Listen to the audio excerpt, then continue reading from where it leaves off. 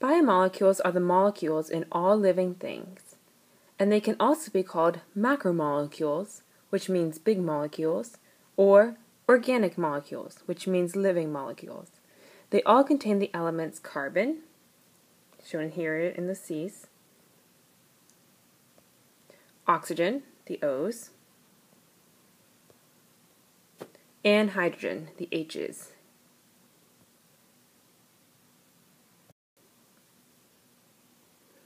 There are four major groups of biomolecules: carbohydrates, lipids, proteins, and nucleic acids.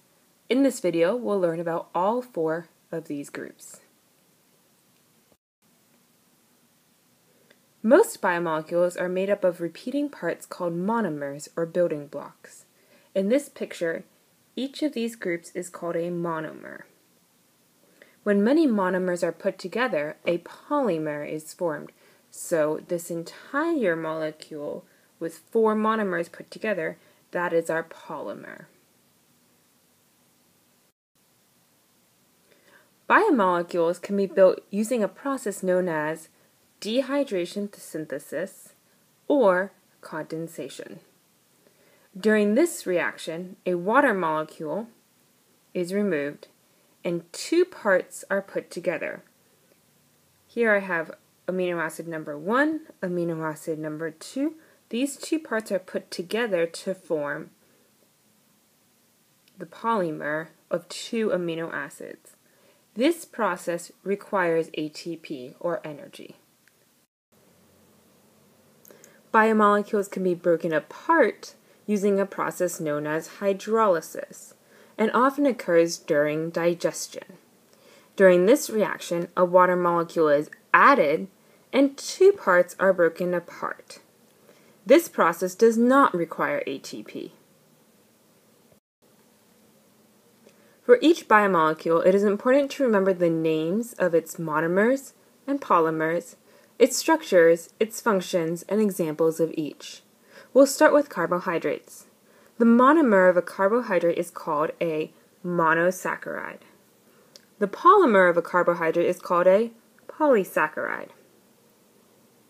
The structure of a polysaccharide is several monosaccharides put together, and each monosaccharide is a carbon ring.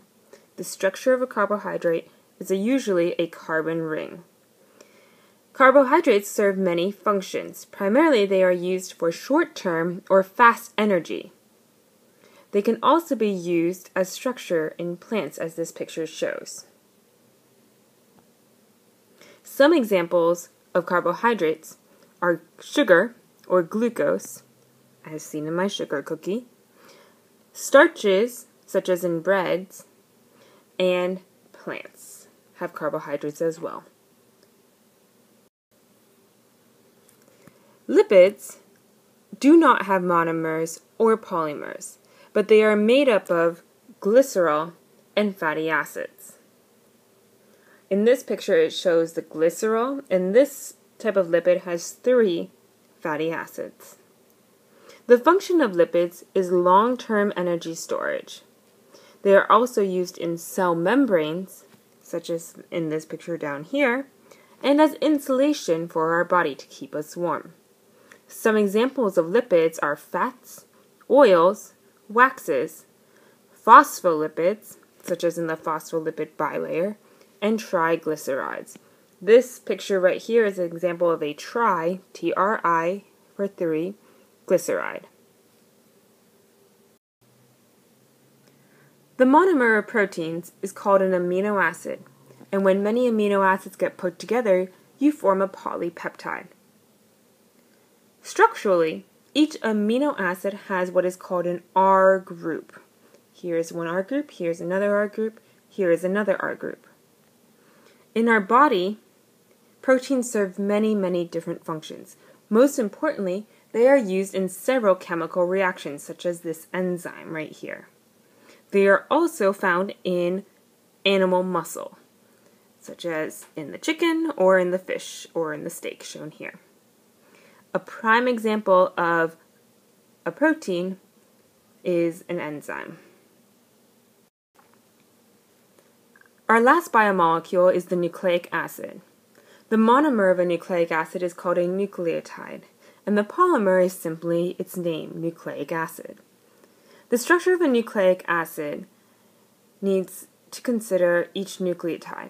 Each nucleotide has a phosphate group, a sugar, and a nitrogenous base. The function of a nucleic acid is to store genetic information. DNA, for example, provides coding for proteins that code for our traits. The two examples of nucleic acids are DNA, which is a double helix, and RNA, which is a single strand of nucleic acid.